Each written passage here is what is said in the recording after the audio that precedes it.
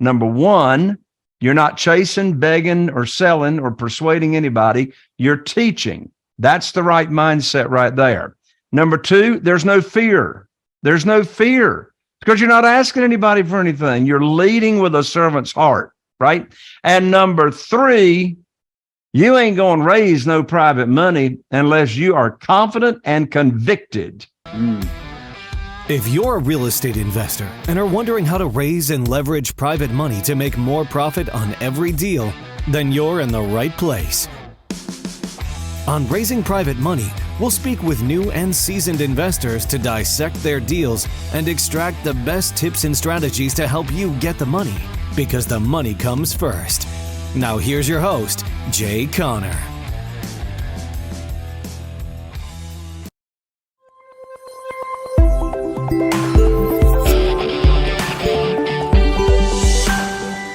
All right, guys, we're back again with another great episode of PFREI, a passion for real estate investments. I'm your host, Fuquan Bilal. Oh, man, today we have Jay Conner. That's a ER, not an OR.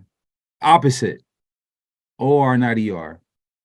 No, ER, not OR. I said it right the first time. Okay, so this is Jay's second time being on the podcast. Jay's a friend of mine. I was telling him, we actually are both in a mastermind together. I met Jay maybe almost 5 years ago, 4 years ago for sure, 5 years ago, I think. And I think I was actually looking for tea, and it was a table full of coffee. You know, this mastermind, I mean, these guys just drink coffee. There's nobody drinks tea. So we struck up a conversation. I think Eddie Speed introduced us, and we became great friends then. And I had you on my podcast. I was in your podcast.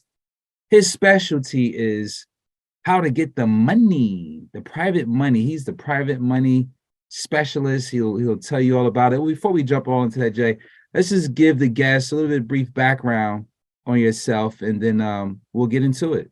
Absolutely, man. Thanks so much for having me come back on and talk about my most favorite subject that I'm the most passionate about, and that's being private money. Yeah, my wife, Carol Joy, and I, we are here in eastern North Carolina in a little teeny tiny town called Morehead City, North Carolina. And we started investing in single family houses back in 2003, full time. And so, yeah, I mean, we do about 30 single family houses a year. So not a big number, but our average profit now is $78,000 profit per deal that we do. I've got one going on right now that's actually got a profit of $150,000. But the first 6 years we were in the business, from 2003 to 2009, I relied on the local banks and mortgage companies to fund our deals. That's all I knew to do, was go to the bank. And, you know, the traditional way to borrow money is you get on your hands and knees and put your hand underneath your chin. You go, please fund my deal. Please fund my deal. But in this world, we're not asking for a mortgage. There's no application fees. We are actually offering a mortgage. Well, what happened in January of 2009, after being in the business for 6 years, I had 2 houses under contract. Profits was going to be over $100,000 combined.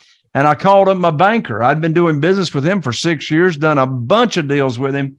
And I learned very quickly on the telephone that my line of credit had been shut down, didn't have any way to fund my deals, and that was with no notice.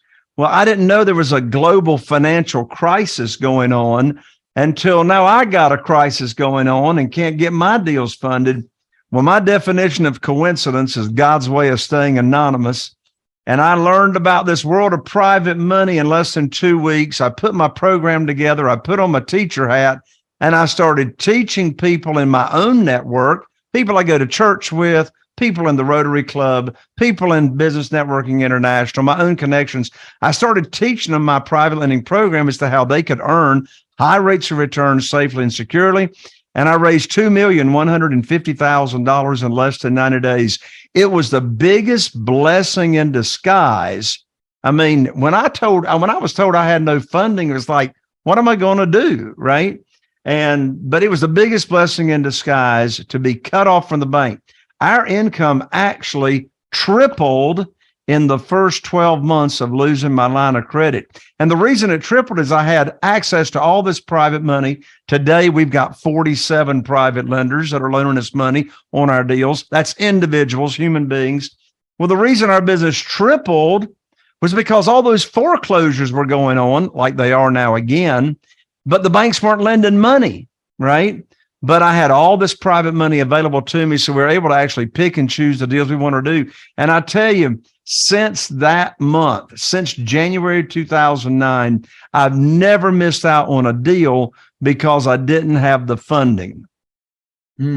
Yeah, I mean, it speaks in volumes about relationships, right? So you ran into a situation where you learned a new strategy that really turned out to be the best thing, right? So that was good that what happened because it allowed you to create those relationships and that you still have today. So it sounds like you have an operation where you said you have less than 60 investors, and these are repeat investors where you have enough capital to do the volume that you're doing, every year. So that's really great because they say your network is your net worth, or the amount of capital you can tap into. So, and being able to go full cycle where you buy, fix, and sell, and investors see it's full proof, and they spread the word. And of course, that's good for your reputation as well. So I want to talk about the challenges with raising capital, right? So I know you have the program. I know you say, hey guys, here's the process, here's the steps, Rotary Club, you go here, this is what you do, you have your package. But what do you see the challenges that people run into, especially just getting started to raise capital, right? What do they come to you? I went to the Rotary Club, I had breakfast, I talked to these people, what am I doing wrong? Give me 3 big challenges, if you can, that people have with raising capital. Sure. The first big challenge that real estate investors have when they're first looking to raise capital is they got the wrong mindset. So here's the deal. Until you own the real estate between your ears, it's going to be hard to own real estate out there and raise money. And here's the correct mindset. Well, first, let's start with the wrong mindset. The wrong mindset is you're asking for money. You're asking for money. You ain't asking for no money. Did you know I've never asked anybody for money? I've never asked anybody to fund a deal for me. And they say, Jay, how have you got $8.5 million in private money that you circulate from deal to deal to deal, and you never ask anybody for money? How does that work? Here's the deal.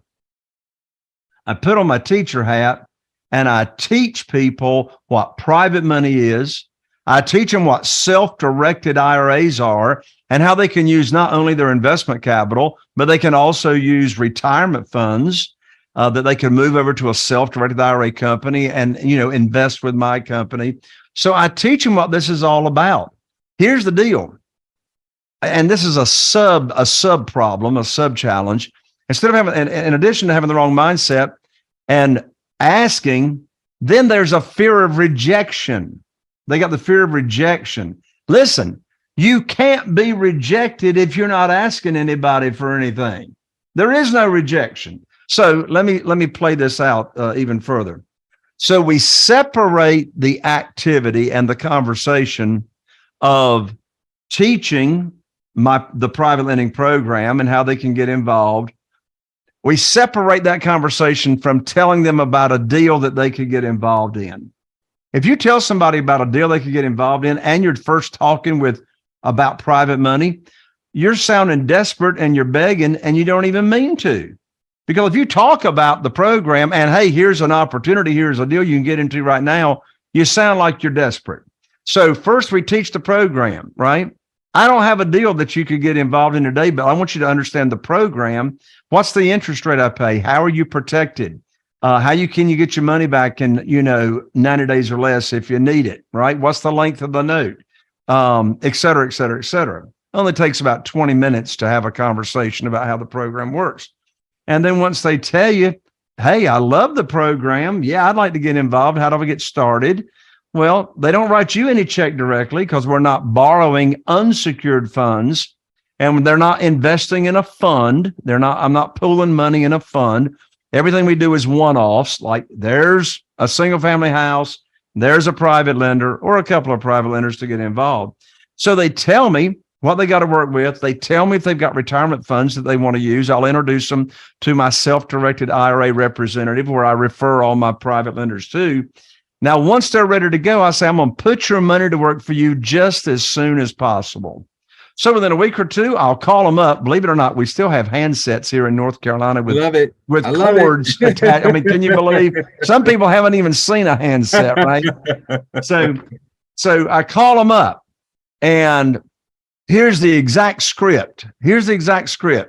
I say, I've got great news for you. I can now put your money to work. I've got a house in Newport. Notice I didn't give them the address. They could care less. I got a house in Newport with an after repaired value of $200,000. I didn't tell them the purchase price because they could care less. They want to know what's the after repaired value because I taught them that in the program. A house in Newport, after repaired value of $200,000. The funding required for the deal is $150,000. I know they got $150,000. They already told me. Closing is next Friday, so you'll need to have your funds wired to my real estate attorney by next Thursday. I'm going to have my attorney email you the wiring instructions. End of conversation. I didn't ask them if they wanted to fund the deal. That's the most stupid question in the world I could ask. Of course they want to fund the deal. They've been waiting on the phone call, particularly if they've already moved their retirement funds over to the self-directed IRA company, the third-party custodian. Well, they're not making any money until I call them and tell them, hey, I can now put your money to work. So it's very, very logical progression as to what conversation you have first, second, and third. So back to your question, what are the challenges and problems that people have? Number one, you're not chasing, begging, or selling, or persuading anybody. You're teaching. That's the right mindset right there. Number two, there's no fear. There's no fear. Because you're not asking anybody for anything. You're leading with a servant's heart, right? And number three, you ain't going to raise no private money unless you are confident and convicted. Convicted and confident and passionate about what you're talking about. If you don't believe in what you got going on, nobody else is going to either.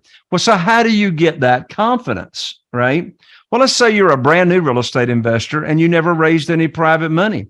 And your question in your head is, who in the world is going to loan me money? And I've never done a deal ever before in my life. Here's the answer to the question. If you don't pay your lender, the property does. Okay? If you don't pay, the property does.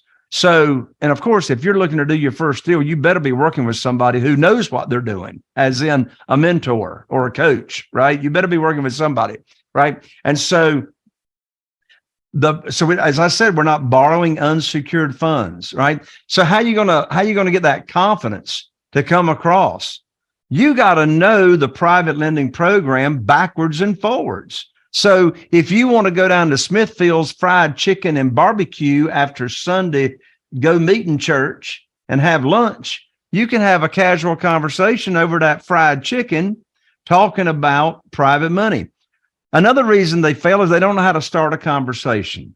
Well, my favorite way to start conversations is with did you know questions. I love did you know questions. You can just bring this question up anytime you want to, right? You're having coffee down at Starbucks and you're with a friend or whoever, and just in the conversation, look, did you know, hey, this is a writer downer right here.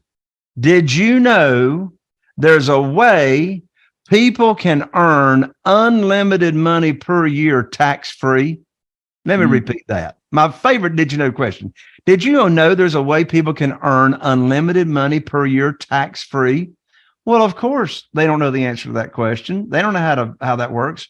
Well, the answer is when they say, no, I never heard of that. I say, well, my next question is follow up with a question. Have you ever heard of self-directed IRAs? Well, they ain't never heard of self-directed IRAs. So now when they say, no, what in the world is that? Well, now you can have a conversation about self-directed IRAs. And when you have a Roth IRA, you can now invest that money because that's after tax investment money. I said, look, I got one private lender that earned $72,000 from me last year, tax free, right? So you've led that conversation with curiosity, and you're going to be telling them something they ain't never heard of. and you're going to see the aha moments and the light bulbs lighten up in their eyes and their head. So those are the main challenges. Know your program, be confident. You're not chasing or begging, right? Or selling.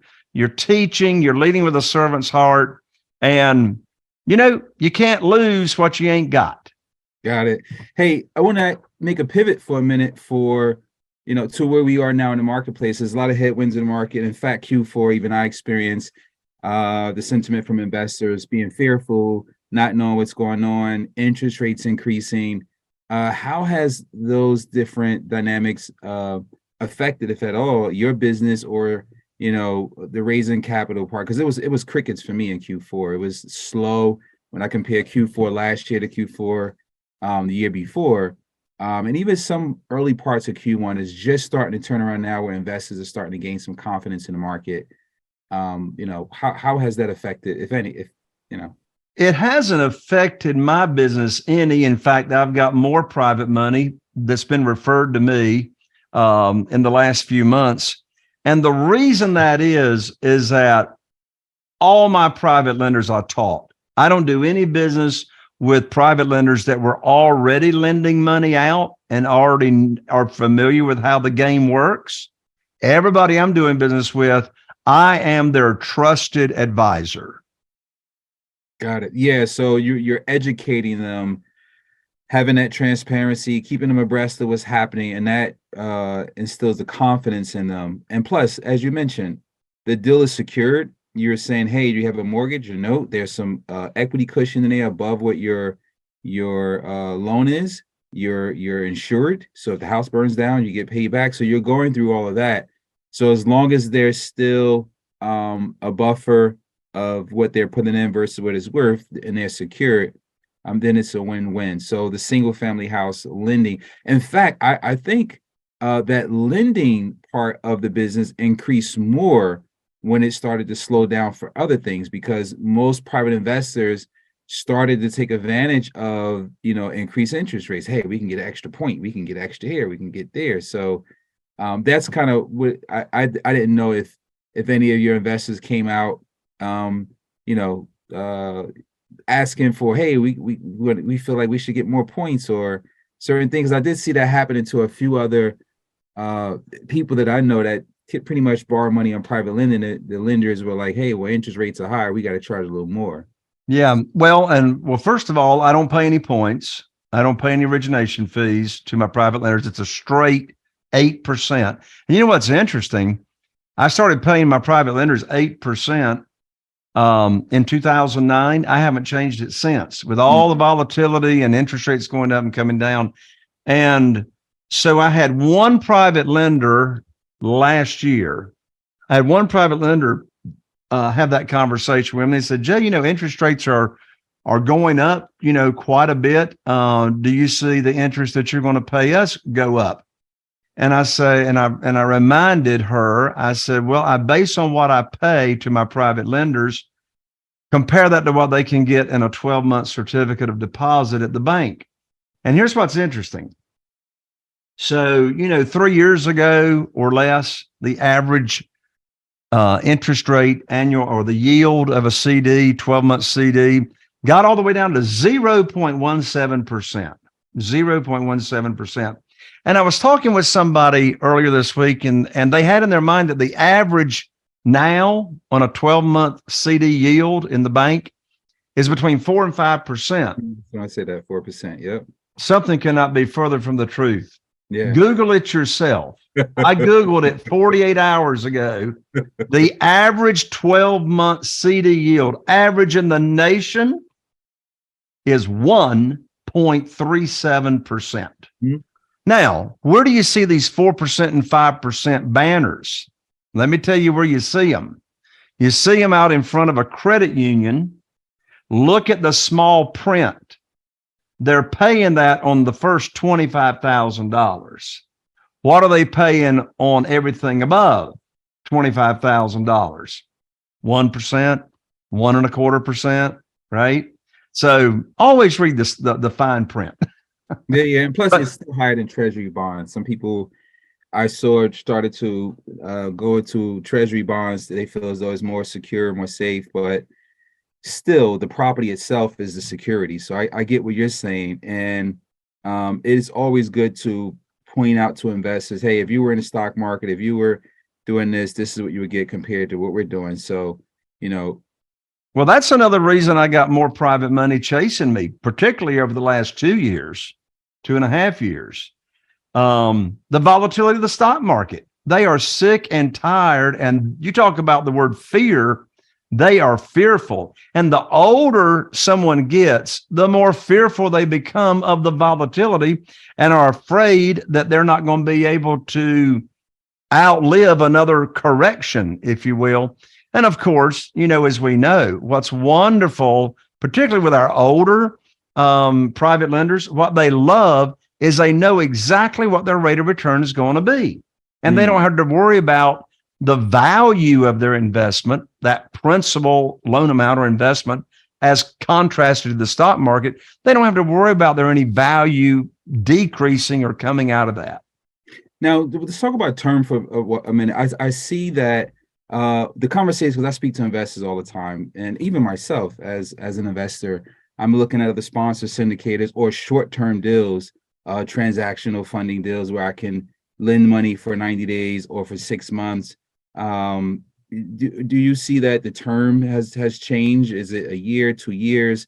Have investors said, hey, I want something with a little bit more liquidity, shorter term, because where the marketplace is at? Well, because I give all my private lenders, except when they're loaning me retirement money. I don't do this with retirement money. But if it's just liquid investment capital, I give all of them a 90-day call option. If an emergency comes up, give me a 90-day notice. I'll replace, I'll have one of my other private lenders, buy your note, right?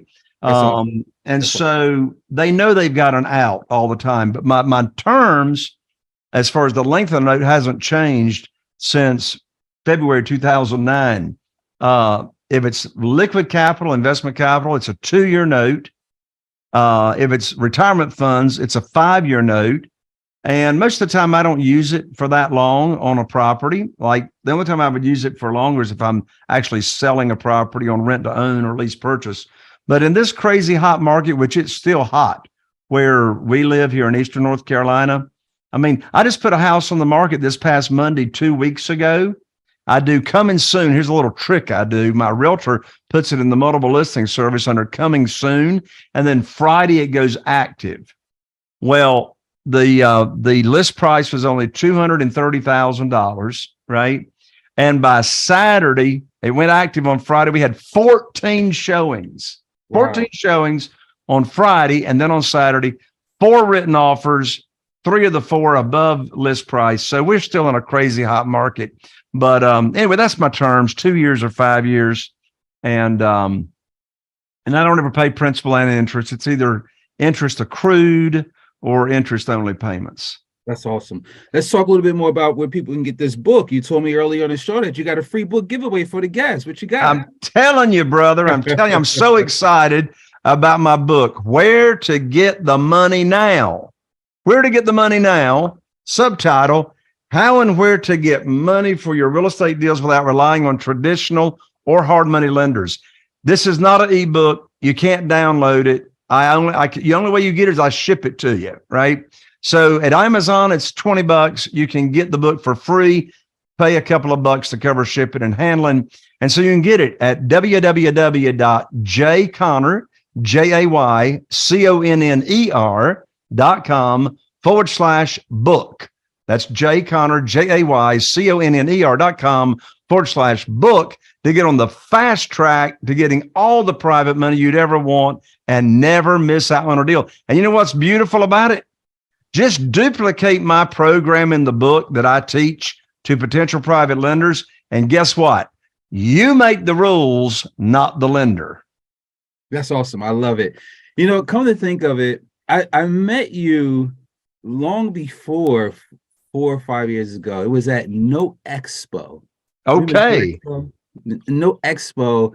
I want to say it was around 2012 where I first see you do your private lending presentation, and I was blown away. And it was years since I saw you again, and I saw you at 5 years ago, actually, 4.5, 5 years ago, when I first joined CG, the collective. I was like, this is the guy that was speaking about the private money, and still here today. Still going, man. Still going. 10 years later, 10, 11 years later. I love it. You got it. You got it, man. I'm sitting here thinking, like, I know I met him before 4 or 5 years ago, but I saw him speak. Those were events where it was like 700 people in the room. So oh yeah, it's hard to really make that connection with people. But thanks for coming on the show, man. I really love it. You know, the stuff we talked about. And thanks for giving away the free book to the guests. You guys make sure you go to the site, get that free book. Jay has a lot of great information, a lot of great tips to help you raise private money. So never ask for money, always fish instead of hunt. Fear rejection, be confident, stay confident in what you're doing, believe in what you're doing, because you can't raise money if you don't have that conviction and confidence and passion. Yes. Yes. So, you know, those are some really great tips. I really appreciate it, man. Thanks for coming on the show. It's been a plum-pleasing pleasure. I love it. Thank you so much, brother, and look forward to seeing you next week at the Mastermind. Absolutely. All right, guys, another great episode of PFREI, a passion for real estate investments. I'm your host, Fuquan Bilal. If you're seeing this on Facebook, be sure to like and share this, and all the other social medias, be sure to like and subscribe. I really enjoy inviting these guests. I learned a lot. I got a page full of notes from this interview. Hopefully you guys enjoyed it as well. Tell a friend about the podcast. And thanks for coming on, Jay. I really appreciate it, man. All right. God bless you.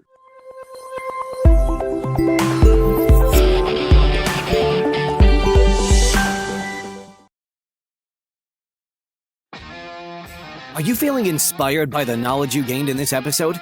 Then head over to jconner.com/moneyguide. That's jconner.com/moneyguide and download your free guide that shares 7 reasons why private money will skyrocket your real estate investing business right now. Again, that's jconner.com/moneyguide to get your free guide. We'll see you next time on Raising Private Money with Jay Conner.